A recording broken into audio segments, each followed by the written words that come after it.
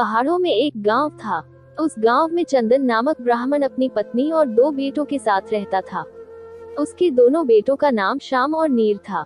चंबल नदी में स्नान करने जाता था और वही पद्मासन लगाकर भगवान का ध्यान करता था।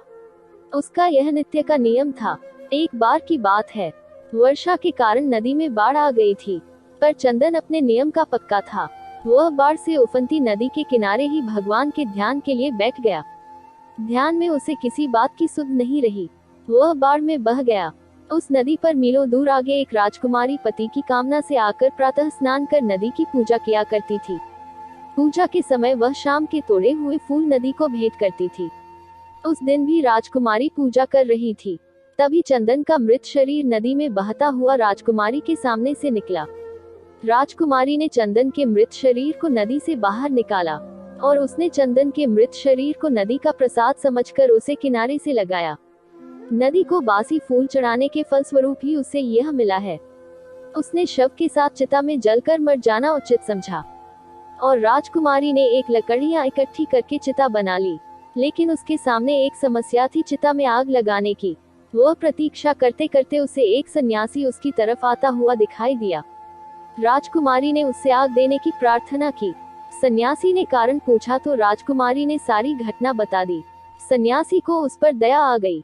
उसने अपने कमंडल से चंदन के शव पर जल छिड़का। जल छिड़कने ही चंदन जीवित हो उठा, पर वह अपनी पूर्व स्मृति खो चुका था। इस प्रकार राजकुमारी चंदन को अपने राजमहल में ले गई। राजकुमारी का कोई भाई नहीं था। प्रजा के साथ साथ स्वयं राजा भी उत्तराधिकारी के ना होने से चिंतित रहते थे। पर जिस दिन से राजकुमारी को चंदन मिला था, उस दिन से राजा की परेशानियां दूर होने लगी थी।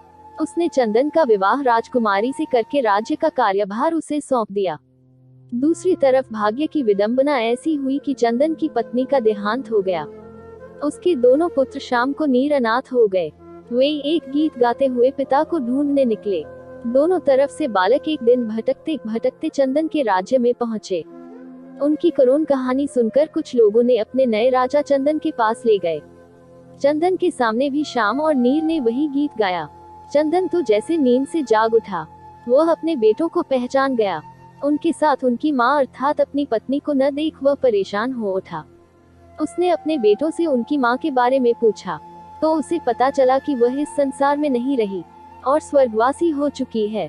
चंदन दरबार से उठकर रनिवास में गया। साथ में दोनों बेटे भी थे। वहाँ उसने रानी को सारी बातें बताएं। अनाथ बच्चों की दशा देखकर उनकी आंखें भर आई। उसने उन्हें गले से लगा लिया और कहा, बेटो मैं ही तुम्हारी माँ हूँ। ये कहानी आपको कैसी लगी हमें कमेंट करके बताएं। अगर चैनल पर पहली बार आए हैं तो एक लाइक और चैनल को सब्सक्राइब करें। धन्यवाद।